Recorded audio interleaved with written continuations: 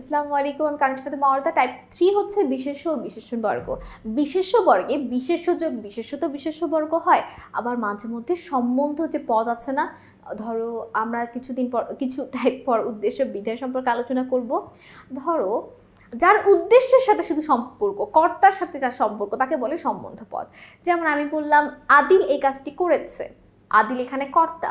আমি বললাম আমার ভাই আদিল এই কাজটি করেছে, আমার ভাই হওয়ার সাথে ওই কাজটা করার কোনো সম্পর্ক নাই, আমার ভাই হওয়ার সাথে আদিলের একটা সম্পর্ক আছে, আদিল আমার ভাই। তার মানে কি, বিশেষ্যর সাথে যার সম্পর্ক সেটাও কিন্তু একটা আমাদের বিশেষ্য বর্গের মধ্যে পড়বে। আবার মাঝে মধ্যে বিশেষণ যোগ বিশেষ্যত বিশেষ্য বর্গ হয়। এই জন্য বিশেষ্য বর্গ চেনাটা একটু কঠিন, তবে বিশেষণ বর্গ চেনাটা খুব সহজ। দুটি বিশেষণে বিশেষণ বর্গ হয়ে থাকে, ঠিক আছে। কোন বাক্যে বিশেষ্য বর্গ আছে? আমার মামা পত্রিকা পড়ছেন, ভদ্রলোক সাহিত্যকারের নির্লোভ লিখছে আর হাসছে সকাল থেকে। বুঝাই যাচ্ছে আমার মামা। আমি তোকে আমার ভাই দিয়ে উদাহরণ দিলাম।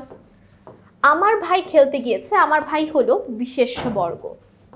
আচ্ছা 21 দেখো, নিচের কোনটি বিশেষণ বর্গ? পোকায় খাওয়া ফলগুলো না ফেলে আর উপায় কি? রহিম ও করিম বৃষ্টিতে ভিজছে, সকাল 8টার সময় সে রওনা হলো, আমার ভাই পড়তে বসেছে।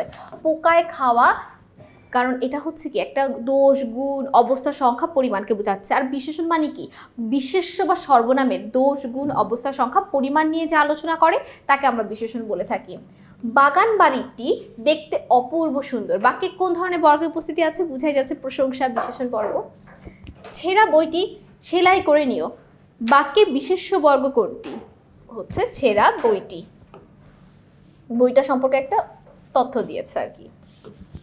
যোজক দ্বারা দুটি বিশেষ্য যুক্ত হয়ে কি তৈরি করে? যোজক দ্বারা দুটি বিশেষ্য যুক্ত হয়ে বিশেষ্য বর্গ তৈরি করে থাকে। তো সকলকে অসংখ্য ধন্যবাদ আমাদের সাথে এই পর্বটি করার জন্য। বর্গ খুবই সহজ একটা অধ্যায়। তাহলে আশা করি এই টাইপ 3টা করার পর কারো আর বর্গ নিয়ে কোনো সমস্যা থাকবে না, কারণ বর্গ খুবই সহজ একটা অধ্যায়।